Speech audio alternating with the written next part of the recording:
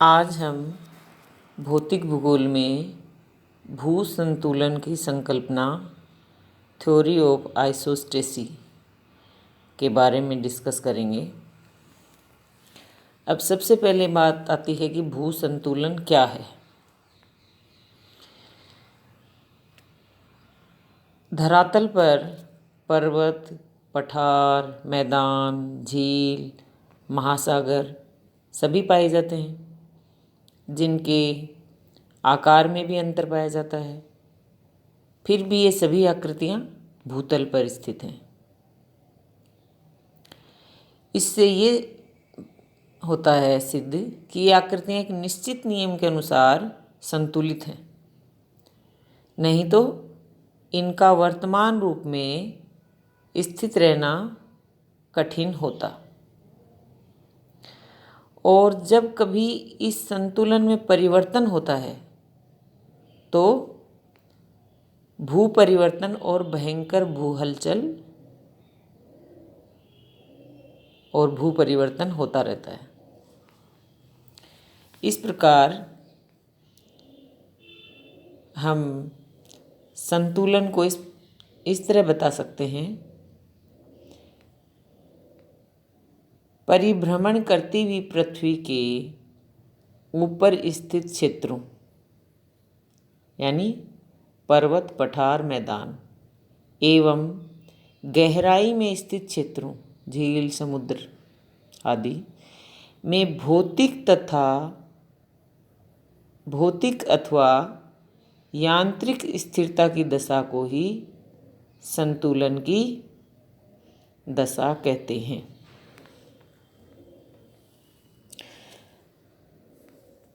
यानी ऊपर उठे हुए भाग और गहराई में स्थित जो भाग हैं, उनमें जो भौतिक स्थिरता की दशा है उसको संतुलन की दशा कहते हैं।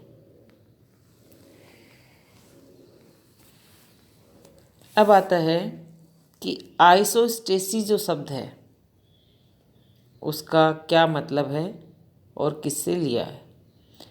आइसोस्टेसी शब्द ग्रीक भाषा शब्द आइसोस्टेसियस से लिया गया है, जिसका अर्थ समस्थिति होता है। संतुलन का जो ये क्षेत्र है, इसमें बहुत पहले से ही कार्य प्रारंभ हो गया था, लेकिन 1889 में 1889 में सबसे पहले डटन एक भूगर्भवेत्ता हुए हैं अमेरिका के, उन्होंने इस शब्द का प्रयोग किया। इनका जो मुख्य उद्देश्य था वो यही था कि भूतल के जो धरातल के बड़े बड़े ऊंचे उठे भाग, पर्वत, पठार तथा नीचे धंसे हुए भागों में स्थिरता या संतुलन स्थापित करना। डटन का ये मानना था कि पृथ्वी के ऊंचे ऊंचे पर्वत, पठार, मैदान और सामुद्रिक तली के नीचे स्थित पदार्थ का भार बराबर होगा। उनके अनुसार ऊंचे उठे भागों का घनत्व कम होगा तथा नीचे धंसे भागों का घनत्व अधिक होगा।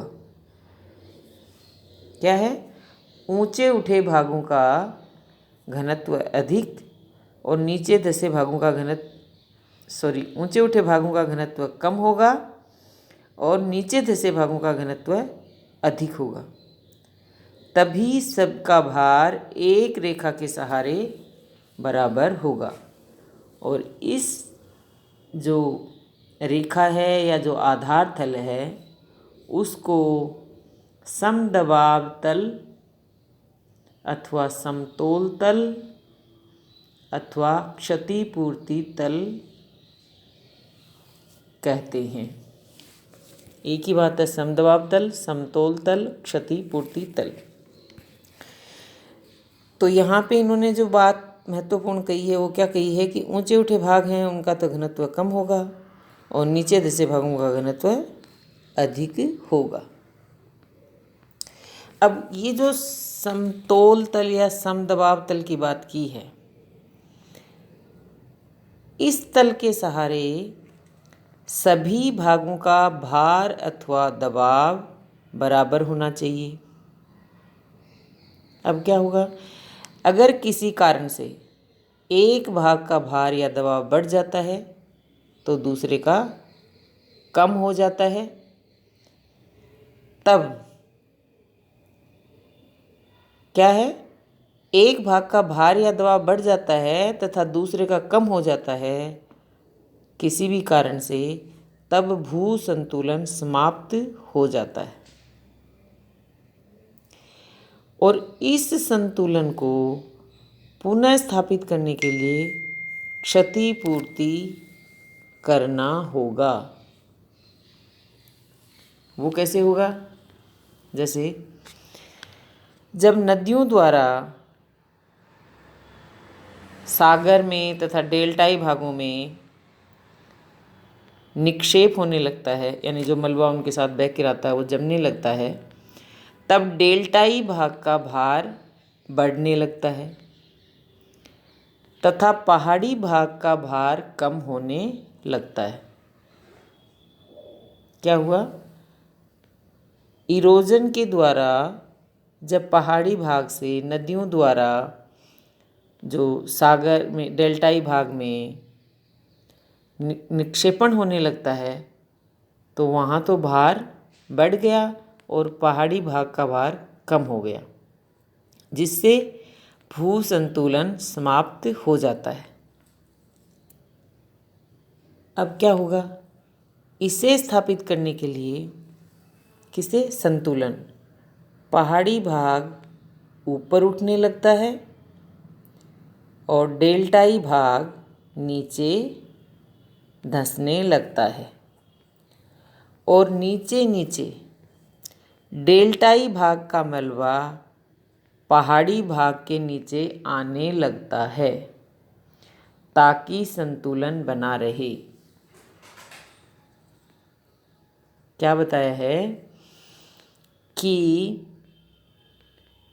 जो संतुलन समाप्त हो गया उसे स्थापित करने के लिए पहाड़ी भाग ऊपर उठेगा, डेल्टाई भाग नीचे धसकने लगेगा, तब और नीचे नीचे डेल्टाई भाग का मलबा पहाड़ी भाग के नीचे आने लगता है ताकि संतुलन बना रहे।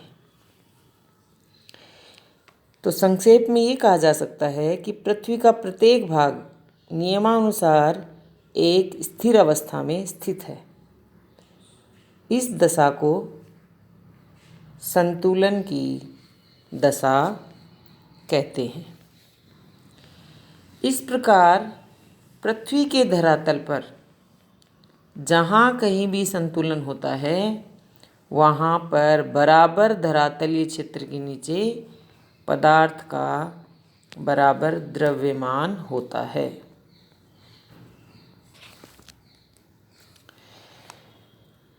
साधारण तौर पर संतुलन के सिद्धांत का ये तात्पर्य होता है कि पृथ्वी में ऐसा तल होता है, क्षतिपूर्ति तल, जिसके ऊपर चट्टानों की रचना के अनुसार विभिन्न भागों के पदार्थों के घनत्व में अंतर पाया जाता है, लेकिन उस तल के नीचे घनत्व सभी जगह समान होता है। क्षतिपूर्ति तल किसी भाग के घनत्व तथा ऊंचाई में उल्टा अनुपात होता है। उल्टा अनुपात होगा तो क्या होगा, ऊंचे भाग का घनत्व, उल्टा अनुपात है तो घनत्व क्या हो जाएगा, ऊंचे भाग का कम होगा तथा नीचे भाग का घनत्व अधिक होगा। अब ऊंचे भाग में जैसे पर्वतों का घनत्व पठार से कम और पठार का मैदानों से कम और मैदान का घनत्व सागर तली से कम होगा, क्योंकि घनत्व तथा ऊंचाई में उल्टा अनुपात बताया है। परंतु हमें ये भी ध्यान रखना है कि प्रत्येक भाग क्षतिपूर्ति तल पर बराबर भार रखता है। ये है भू संतुलन की